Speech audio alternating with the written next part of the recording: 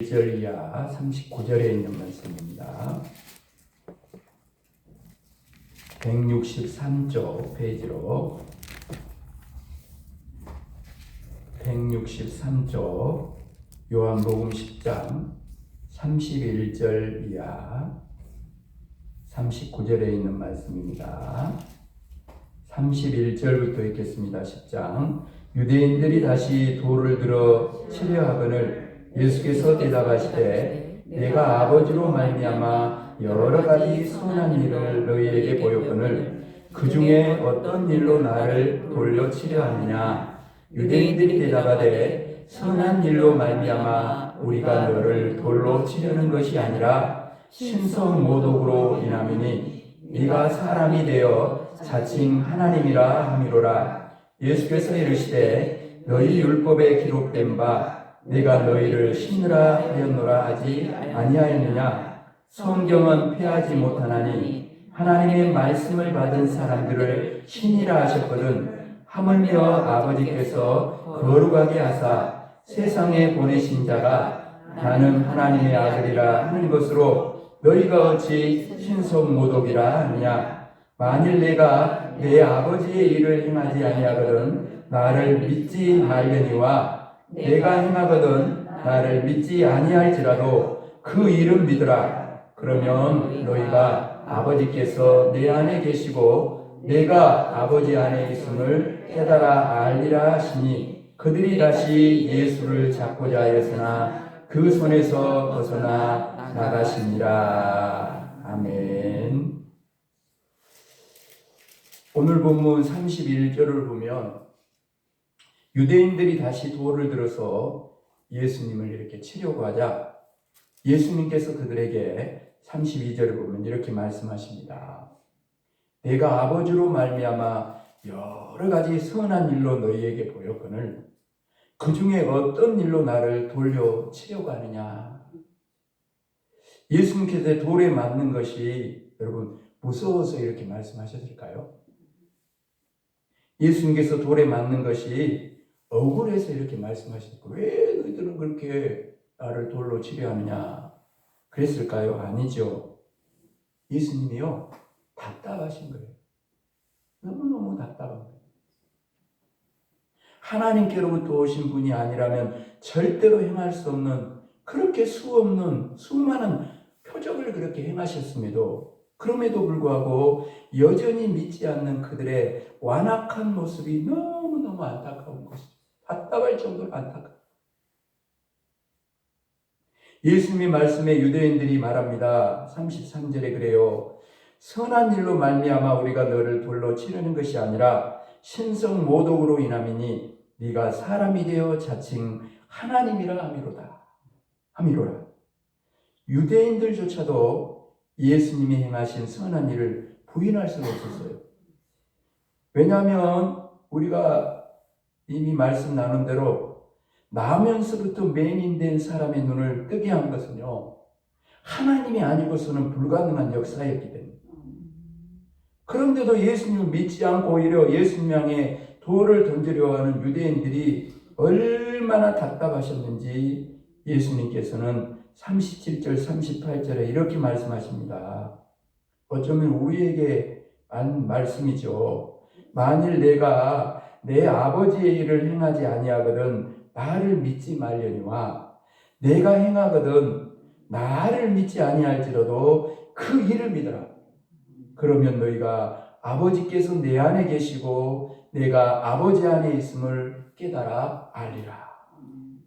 예수님을 믿지 못하겠거든 예수님께서 행하신 일이 하나님께서 행하신 일이라는 그것만이라도 믿으라는 것이죠.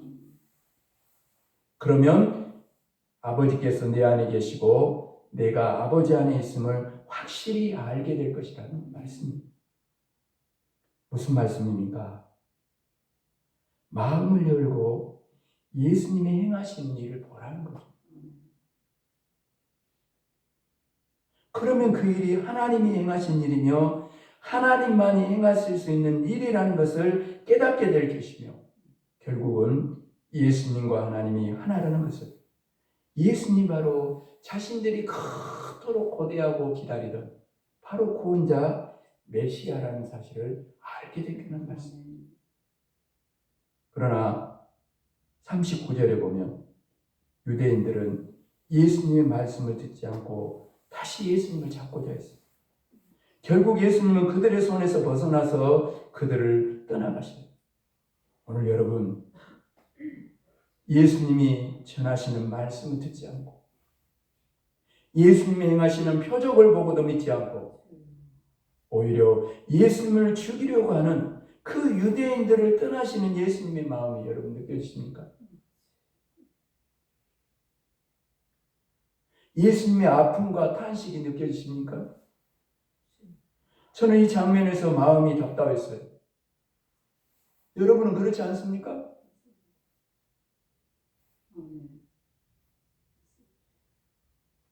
지금 유대인들은 자신들이 어떤 일을 하고 있는지 전혀 모르고 있어요.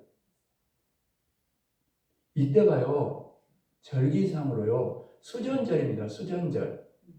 여러분, 수전절은요, 빛의 절기라 이렇게 불러요. 그 기간 동안요, 이 각 가정에서 깨끗한 기름으로 등불을 밝혔기 때문에 수전절은 빛의 절기다. 이렇게 말해요. 근데 그거 보세요.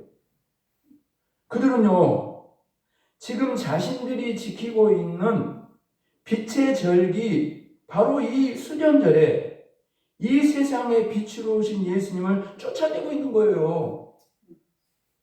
수전절에. 자신들의 안에 있는 어둠을 몰아낼 참 빛이신 예수 그리스도를, 자신들 안에 있는 거짓을 몰아낼 진리의 빛이신 예수 그리스도를, 자신들 안에 있는 죄와 사망을 몰아낼 영원한 생명을 주실 예수 그리스도를 몰아내고 있는 거죠. 그러니 얼마나 여러분 답답하고 안타까운 일입니까? 제가 이 장면에서 마음이 답답했던 이유는 이 일이 여러분 예수님 당시에 유대인들에만 일어난 일이 아니기 때문에 그렇습니다. 지금 우리 안에서도 얼마든지 일어날 수 있고 또 실제로 이런 일이 일어나고 있기 때문에 우리 중에 오늘 본문에 나오는 이 유대인들처럼 예수님을 향해 돌을 던지려고 하는 사람은 아무도 없을 것입니다. 감히 상상하지도 못할 일입니다. 그러나 빛의 절기 이 수전절에 참 빛이신 예수님이 그들을 떠나갔던 것처럼 그렇게 예수님의 십자가 부활을 깊이 묵상하는 이 사순절에 오히려 예수님이 우리를 떠나가실 수도 있다는 것이죠.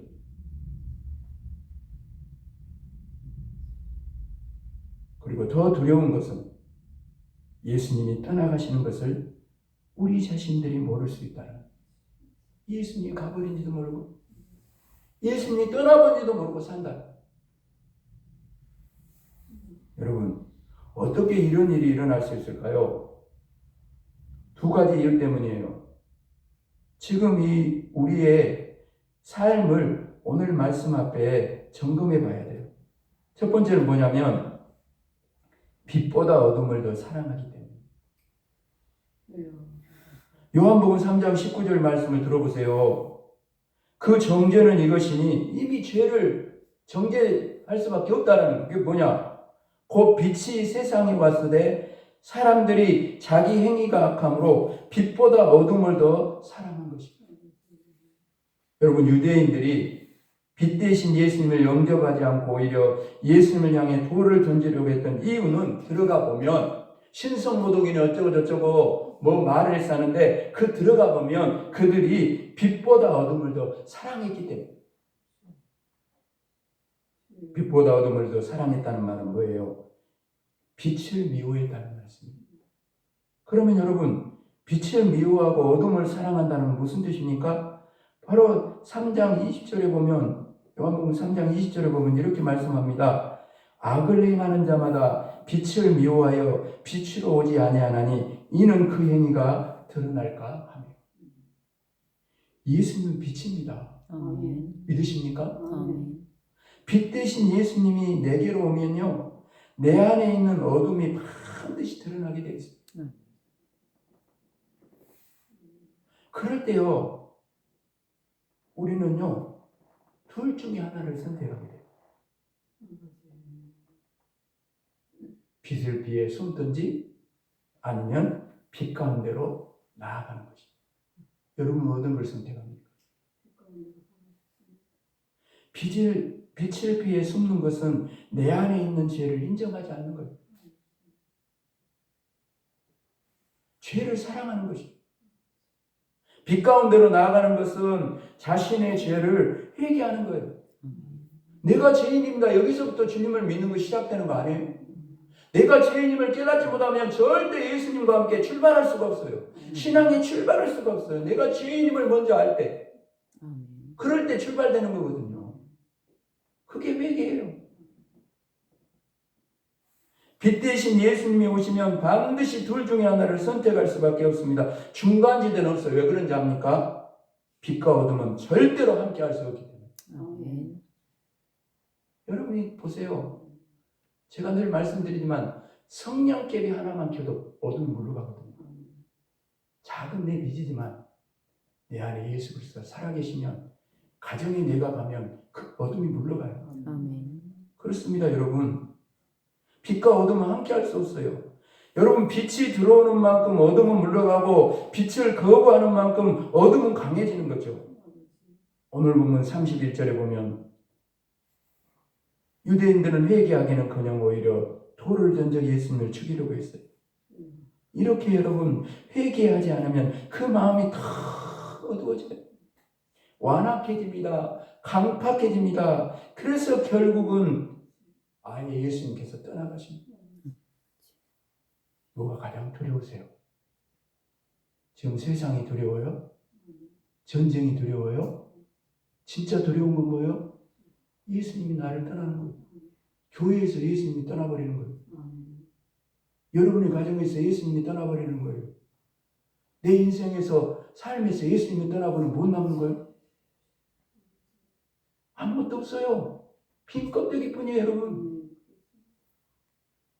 사랑하는 여러분, 빛 대신 예수님께서 여러분 안에 어둠을 드러내고 있는 것이 있습니까? 지금도 이 말씀을 들으면서 저나 여러분이나 지금 내 안에 있는 그 어둠을 드러내고 있어요, 주님이. 그렇다면 회개해야죠. 회개하는 것이 복입니다.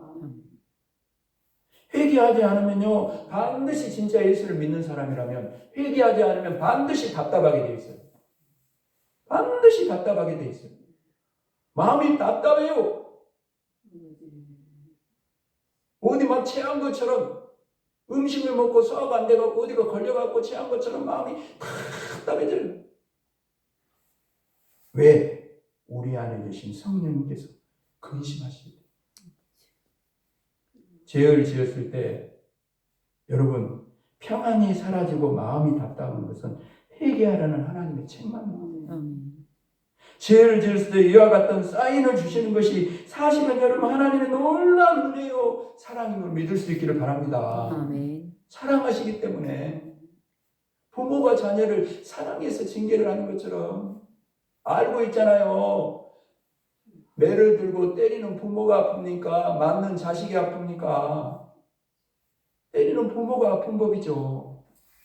사랑하시기 때문에 징계하시고 사랑하시기 때문에 회개하고 돌아오라고 주님 말씀하시는 것이죠. 또한 우리가 이렇게 구원받은 하나님의 자녀라는 증거가 바로 거기 있어요. 무엇보다 여러분 지금 회개하지 않으면 더 귀한 것을 잃게 된다는 하나님의 여러분 경고입니다. 더 귀한 건 뭘까요? 회개하지만 잃어버리는 더 귀한 것 다 말씀드렸어요. 앞에 바로 하나님의 임재. 하나님이 떠나버리는 예수님이 떠나버리는 것. 여러분 이 하나님의 임재를 빼앗는 것이 바로 죄입니다. 사랑 여러분 하나님의 임재를 누리고 있습니까? 지금 하늘의 평안을 삶의 자리에서 어지러운 세상 속에서도 하나님의 임재 때문에 하나님이 나와 함께 하심으로 예수님이 나와 함께 하심으로 삶의 자리에서 너무너무 평안을 누리고 있어요. 세상 그 무엇과도 바꿀 수 없는 임재의 기쁨을 맛보고 있습니까? 구원의 즐거움으로 인하여 찬양하고 있습니까? 하나님의 임재가 떠났다면, 하늘의 평안과 임재의 기쁨이 사라졌다면, 구원의 즐거움으로 인한 찬양이 사라졌다면 여러분의 마음은 메말라 있는 거예요. 공고할 것입니다. 어쩌면 그보다 더 심각한 상태에서 그것이 넘어가면 마음이 완악해지고 강팍해집니다. 그러면 우리도 모르는 사이에 예수님을 문 밖에 라오디게아 교회 사람들처럼 예수님을 문 밖에 세우는 자가 되고,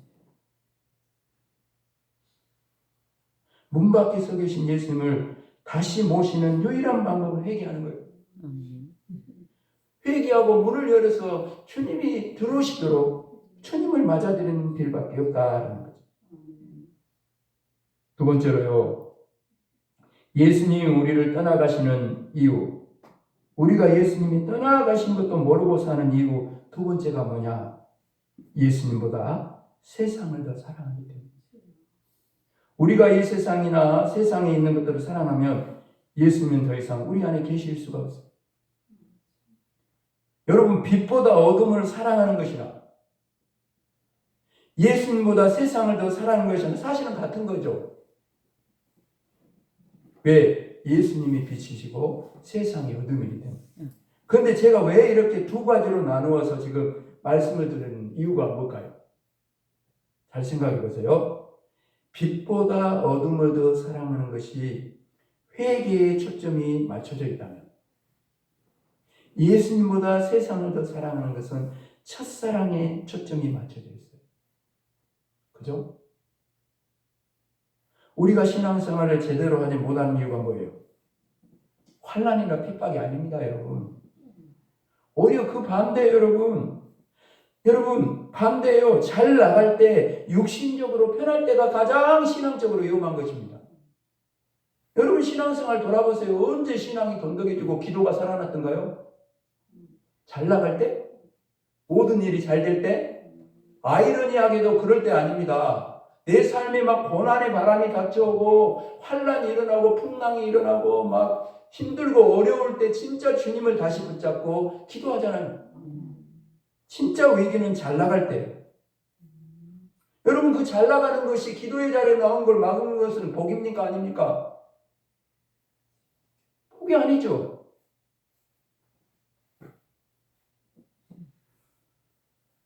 환난이나 핍박이 있을 때는 이 세상이나 세상에 있는 것들에 신경 쓸 시간이 없어요. 예수님이 아니면 살 수 없기 때문에 예수님을 붙잡습니다. 예수님이 아니면 죽기 때문에. 참 아이러니하게도 먹고 살만 하면 우리의 마음이 흐트러집니다. 그래서 항상 우리 자신을 살펴야 돼요. 혹시 나도 모르는 사이에 세상이나 세상에 있는 것들을 사랑하고 있지는 않는가? 그로 인해서 예수님을 향한 첫사랑을 잃어버리고 살아가고 있는 건 아닌가? 오늘 말씀을 마무리해가면서 사랑 여러분, 주일에도 말씀을 나눴습니다만 오늘도 예수님은 처음이니 처음 사랑을 원하십니다. 아멘. 오직 예수님만을 뜨겁게 사랑하기를 원하십니다. 아멘. 그 누구에게도 우리의 마음을 빼앗기지 않기를 원하셔요. 아멘. 온전한 마음을 원하십니다. 온전한 순종을 원하십니다. 그래서 진정으로 예수님을 원하는 사람은 이렇게 고백하게 되는 거죠. 예수님, 이제는 예수님을 떠나서 저는 살 수가 없어요. 이제는 절대로 예전으로 돌아가고 싶지 않아요. 이제는 예수님만 바라보고 예수님이 나에게 주신 사명을 잘 감당하며 주님이 십자가 부활로 승리하신 것처럼 저도 주님 바라보고 승리하기를 원합니다. 아멘. 물론 예수님을 나의 주님이라고 고백하면서도 예수님을 떠나서는 살 수 없어요 라고 아직도 말하지 못할 수도 있어요. 예수님을 나의 주님이라고 고백하면서도 여전히 이기지 못하는 죄가 있을 수도 있습니다. 그것이 연약한 나이고 흔들리는 나이입니다. 그래서 때로 우리가 삶의 자리에서 저와 여러분이 넘어지기도 합니다. 중요한 것은 비록 이런 나이일지라도 진정으로 예수님을 원하고 있느냐. 극심한 기근 중에 물을 찾아 헐떡거리는 목마른 사슴과 같은 그런 갈급함으로 지금 예수님을 원하고 있느냐. 오늘도 예수님은 갈급한 자를 찾아오셔요. 예수님을 향해 갈급한 자는 예수님으로 충만해집니다. 그러면 반드시 죄를 이기게 될 줄로 믿습니다. 그러면 날마다 예수님의 임재 안에서 이렇게 고백하는 행복한 성도가 될 것입니다. 가슴에 손을 모으고 저와 함께 따라해 봅시다. 따라해 봅시다. 저와 함께 오직 예수님 한 분이면 충분합니다. 시작. 오직 예수님 한 분이면 충분합니다. 아멘. 뭘 더 바래요? 뭘 더 바랍니까? 사랑하는 여러분, 지금 사순절을 보내고 있는 사랑하는 여기 나온 사랑하는 여러분, 여러분 진정으로 예수님을 원하십니까? 원하십니까? 이보다 더 중요한 건 없습니다. 기도드립시다. 주님, 오늘 이 귀한 말씀을 통해 이 유대인들의 모습이 오늘 우리의 모습은 아닌가 주님 앞에 돌아봅니다.